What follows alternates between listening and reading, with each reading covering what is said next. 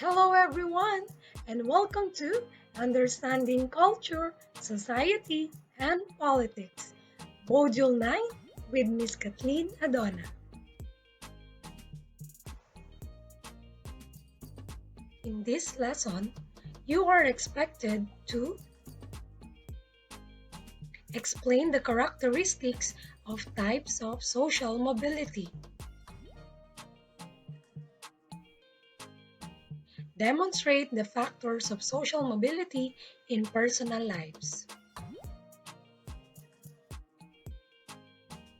perform the social mobility system.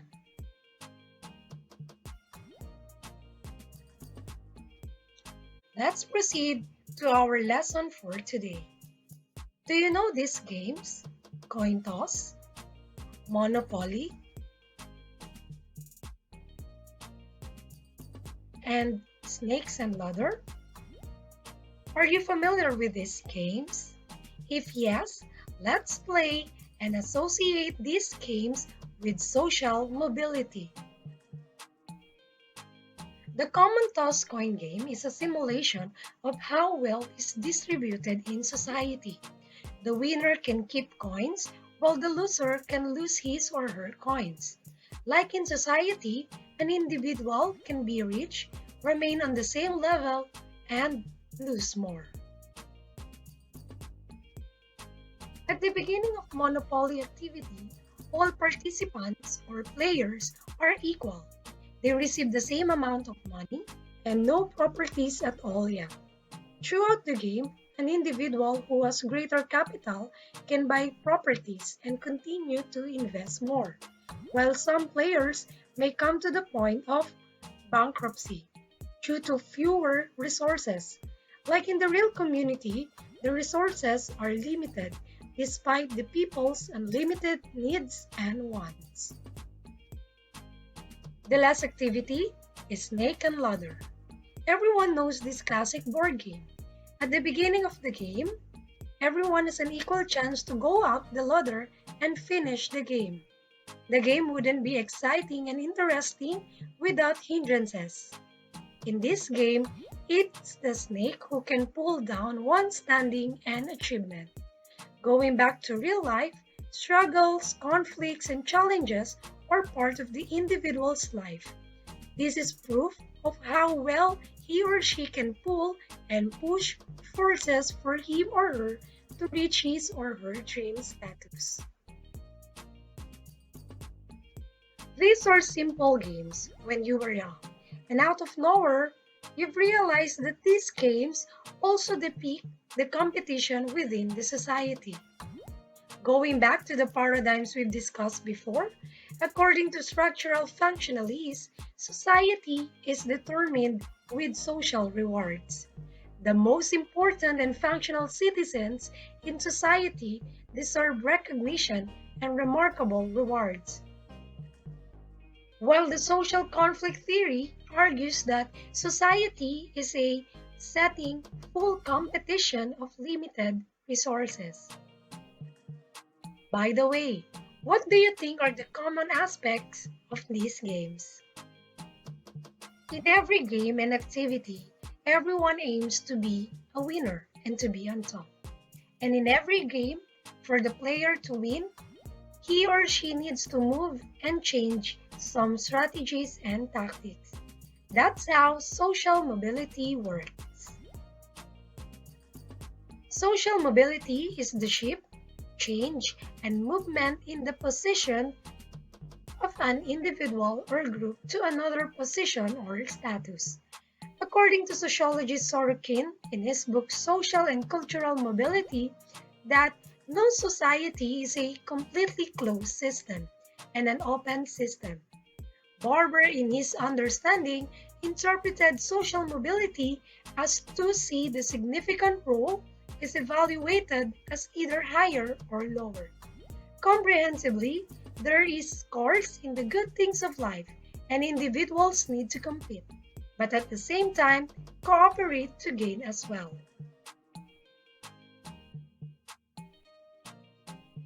Social mobility system.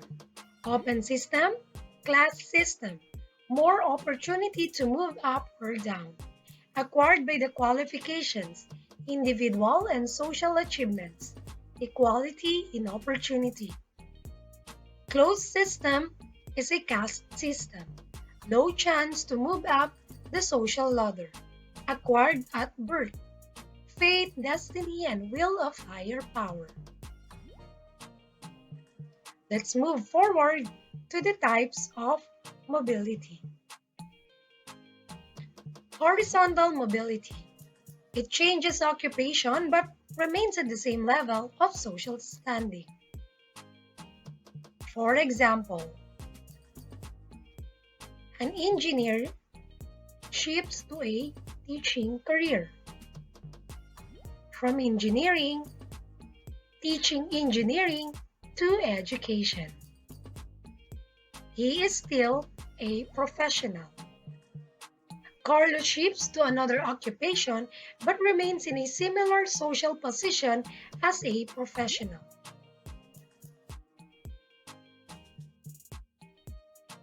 Next, vertical mobility. Change in occupational, economical, and political status. For example, John experienced bankruptcy due to the pandemic. This descended his high status to low status, while Belle used her entrepreneurial skills amidst the challenges brought by the health crisis. This ascended her low status to high status.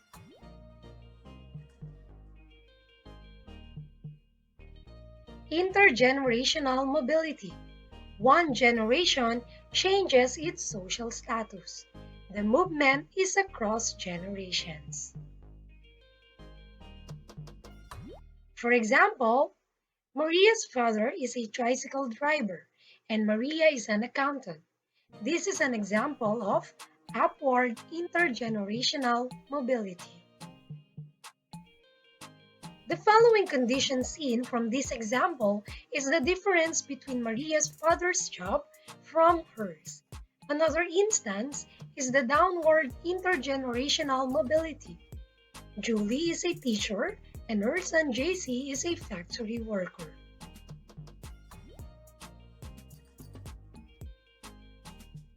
Intra-generational mobility. One changes his or her position, the other does not. It moves up or down the social ladder. This mobility is about the individual's lifespan. In his or her lifetime, he or she can move down and move up the social standing. Popular example is Cinderella. Cinderella was an only child. Her father remarried a widow with 2 daughters. Later, her father died and she lived with her stepmother and 2 stepsisters. Fast forward, she met the prince and got married. Cinderella is no longer the maid of her step family. In this instance, it tells about Cinderella's lifespan. In this case, Cinderella had mixed mobility. She was moved down when her father died and then moved up when she married the prince. Last, occupational mobility. This is the shift to one occupation to another. This is affected by the skills and educational requirements of the jobs. For example, Robert is a factory worker, then he decided to put up his own business. Now, he is an owner of the Samgyeopsal restaurant in Pasig. This example is upward vertical mobility. For the downward mobility, Ai is a formal call center agent. Then, she decided to be a swindler. This is a downward mobility because society does not recognize her way of earning. Up next, factors of social mobility. Motivation. This is the driving force to improve social standing and a better way of living. Next, achievements and failures. The way to boost the self-esteem of an individual is through remarkable achievement and recognition. Failure also brings the best of the individual. Once he or she experiences failure, he or she has two paths. It may take him or her to both positive and negative. Education. This is known as the passport for any positions and the social equalizer in society. Since time immemorial, education is one of the basic requirements. Next, skills and training. It gives improvement to the position. Every profession and vocation require experience for industrialization. Industrialization needs ability and training. Last is migration. This is a pull or push factors. This is set for different openings and opportunities. Like for instance, a family moved from rural to urban. They moved to cities for work, education, and the like. This will relate to urbanization. What are the positive and negative effects of social mobility?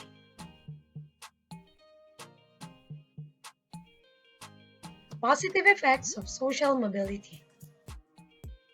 Number one, everyone aims for improvement in living standards. In doing so, people may change their professions and move from rural areas to the urban area. Second, people can interact with different communities and a new culture. In this way, it only shows the improvement in terms of national unity. Third, there can be greater affinities for personal freedom. And lastly, it can adapt obsolete customs like traditions and norms. How about the negative effects of social mobility? Number one, social mobility can harm ethnic and cultural heritages, like for instance, the constant standoff of religions. Number two, some people were encouraged by the luxurious lifestyle of others that can increase the crime. Number three, social mobility can increase unemployment. And last, unequal division of the population in industrial areas and society. Everyone aims for better living. You can achieve any status you desire, but do not forget that in every action, move, and change, there will be positive and negative consequences. So be prepared for it. How about you? What are your takeaways from this module? Thank you for your time. I'll see you at our next lesson. It's a good day to study our culture, society, and politics. Thank you so much.